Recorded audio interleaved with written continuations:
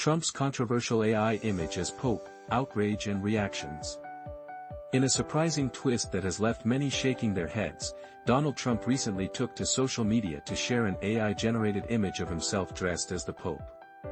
This post, which appeared on his Truth Social profile and Instagram account, quickly caught the attention of many, including a group of Catholic bishops from New York who were not amused.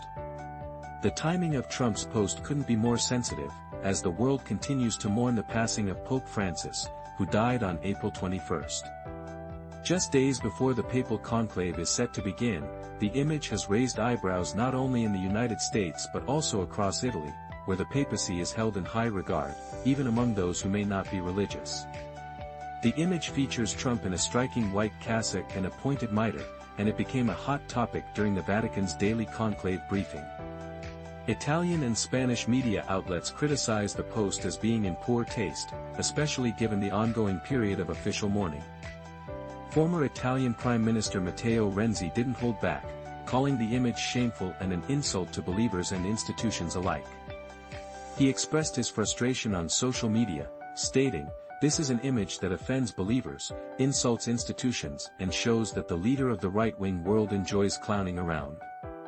Meanwhile, the New York State Catholic Conference, representing the bishops of New York, also voiced their disapproval, stating, "There is nothing clever or funny about this image, Mr. President. We just buried our beloved Pope Francis, and the cardinals are about to enter a solemn conclave to elect a new successor of St. Peter. Do not mock us." The backlash didn't stop there. Italian newspaper La Repubblica featured the image prominently, labeling Trump as suffering from pathological megalomania. The White House has yet to respond to the growing criticism surrounding the post. Adding to the controversy, Trump had joked just last week about his interest in the papal vacancy, saying, "I'd like to be Pope. That would be my #1 choice." His close ally, Senator Lindsey Graham, even chimed in, suggesting that the idea of Trump as Pope could be a game-changer, while Vice President J.D. Vance, a recent convert to Catholicism, humorously floated the idea of Secretary of State Marco Rubio taking on the papal role as well. In a more serious note, Trump also mentioned Cardinal Timothy Dolan, the Archbishop of New York, as a potential candidate for Pope, stating, "I have no preference. I must say, we have a cardinal that happens to be out of place called New York who's very good. So we'll see what happens." However, this endorsement might have inadvertently jeopardized Dolan's chances, as the conclave is meant to be a secretive process, free from outside influence. The conclave, which is set to begin soon, is a significant event for Catholics worldwide, as they gather to elect a new pope, a role considered to be Christ's vicar on earth.